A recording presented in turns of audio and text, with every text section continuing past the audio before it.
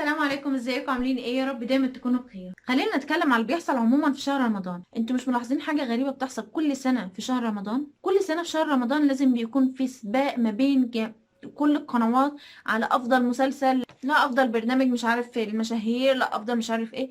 ليه في رمضان؟ ليه كل حاجه من دي؟ يعني البرامج والمسلسلات والحاجات دي كلها بتحصل في رمضان ليه؟ ممكن تكون صدفه؟ ما اعتقدش. السنه فيها 12 شهر، ومن ضمن 12 شهر دول شهر واحد بس اللي بيبقى فيه السباق الرمضاني المعروف. كمية مسلسلات رهيبة بتنتج بمبالغ ضخمة طائلة، ملايين ومليارات. غير البرامج اللي بتتكلف كتير جدا، ده غير برنامج رامز جلال اللي بيعدي ميزانيته فوق الحدود، وغير ان هو بيعدي الخطوط الحمراء كمان مع الضيوف. سيبنا بقى من كل ده. هو مش المفروض شهر رمضان ده شهر العبادة والصوم والصلاة والتقرب لربنا والحاجات دي كلها؟ ليه في شهر رمضان بتقلبوها بقى مسلسلات وبرامج وإفيهات وسخرية ليه بتضيعوا فايدة الشهر ده؟ بيجي مرة واحدة، ما هوش معانا طول السنة. الشهر بيجي مرة واحدة اللي بتغفر فيه جميع ذنوبنا لو استغلناه صح. سيبنا من كل ده، اتكلم على برنامج رامز مجنون رسمي. وهو فعلا السنة دي فعلا يعني اسم على مسمى، رامز مجنون رسمي. برنامج رامز اللي هو دايما بيطلع ترند على اليوتيوب وكمية مشاهدات رهيبة، وغير الإمكانيات الضخمة اللي هو مكلفها.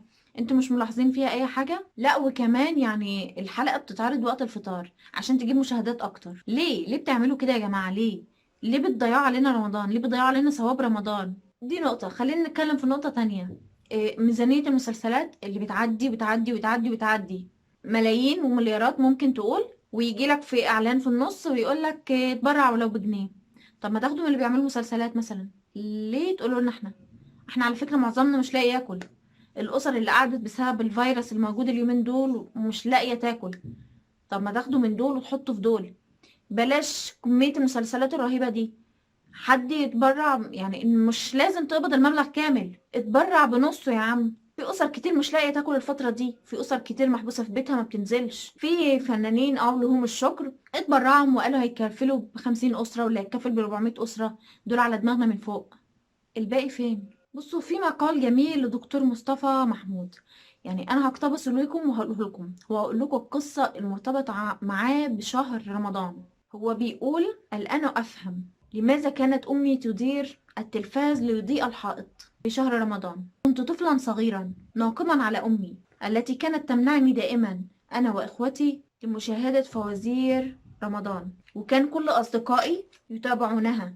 ولم يشفي غليلي إجابة أمي حين كانت تقول لي: يا بني، إنه شهر رمضان شهر عبادة مش فوازير. لم أكن أفهم منطق أمي آنذاك، وكنت كطفل أعتبره تدين أو تشدد في الدين من قبل أمي. فيا ترى كيف سيؤثر مشاهدة طفل الفوازير رمضان؟ ده المقال اللي هو قاله. بعد كده عدت سنين كتير جدا، والطفل اللي جواه نسى تقريبا السؤال اللي كان بيسأله، ونسى اللي كان بيدور جواه في شهر رمضان، من الدراسة للعمل كل حاجة، واتلهى في اللي هو فيه. لحد ما في مرة وصل لإجابة السؤال اللي هو عايزه من راجل عجوز مش متعلم. الراجل ده كان شغال في محطة بنزين في الولايات المتحدة، وكان في الفترة دي دكتور مصطفى محمود كان موجود هناك، وما كانش عارف لسه التقاليد هناك كانت عاملة ازاي او ماشية ازاي. وهو متعود ان هو بيروح يمون العربية بتاعته من البنزينة زي ما احنا بنقول كده، ويدخل زي سوبر ماركت كده موجود، بيدخل يجيب منه ايه؟ القهوة على بال ما العربية تمون. وفي مرة كان رايح، كانت ليلة الكريسماس، يعني كان بكرة هو ليلة الكريسماس، وراح كالعادة بيمون العربية، وراح لقى الراجل يعني شغال شغل جبار ان هو بيحط قفال على التلاجات دي كان فيها الخمور او النبيذ. فلقاه منهمك جدا وهو عمال بيحطه مشغول، لحد ما جاله عشان يحاسبه على ثمن القهوة، وقال له: انت ليه بتحط يعني القفال على على التلاجات؟ ده بكره ليله الكريسماس وهيبقى يعني كل بيشتري. رد عليه رد جميل قوي، قال له ان التلاجة دي تلاجة خمور، وان ما ينفعش انها تتفتح او الخمور تتباع ليله الكريسماس احتراما لمولد المسيح عليه السلام. فقال له: طب ليه الدوله بتتدخل في حاجه زي دي؟ دي دوله الحريه، دي المثل الاعلى في الحريه.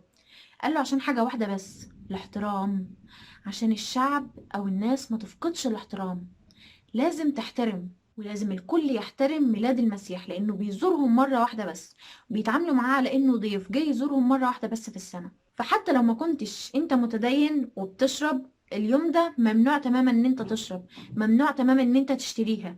لازم تحترم الضيف اللي جاي لنا ده، وخصوصا ان هو عيد ميلاد السيد المسيح عليه السلام. وقال له جملة عجبتني جدا: اذا فقد المجتمع الاحترام فقد كل شيء. فضل الدكتور مصطفى محمود يفكر في الجملة دي لأيام وأيام وأيام. الخمر زي ما هو يعني معروف إن مش كل المذاهب المسيحية بتحرمه، في مذاهب بتبيحه، لكن حتى لو أنت من المذهب اللي بيبيحه وبتشربه، اليوم ده ممنوع تماما إنك تشربه. حتى لو أنت مسلم وبتشرب، حتى لو أنت ملحد وبتشرب، أيا كان، اليوم ده ممنوع إن أنت تشربه، ممنوع إن أنت تشتريه. لازم تحترم العادات والتقاليد، وتحترم الضيف اللي بيتعاملوا معاه على انه عيد ميلاد سيدنا المسيح. بيحترموا الضيف ده جدا. احنا كمسلمين ما بنعملش كده ليه مع شهر رمضان؟ رمضان برضو بيجي وبيروح، ليه ما بنحترموش؟ ليه ما بنعملش عادات وتقاليد ان احنا لا هنقاطع، لا مش هيبقى فيه مسلسلات او حاجة من دي؟ خلوها في العيد، خلوها شهر اللي بعد رمضان، خلوها الشهر اللي قبل رمضان. ليه في رمضان؟ ليه بتبعدونا عن عبادة ربنا؟ ده الشهر الوحيد اللي بنقرب منه. ليه؟ بصوا يا جماعة، الشهر ده هو اكتر شهر بنقرب لربنا فيه.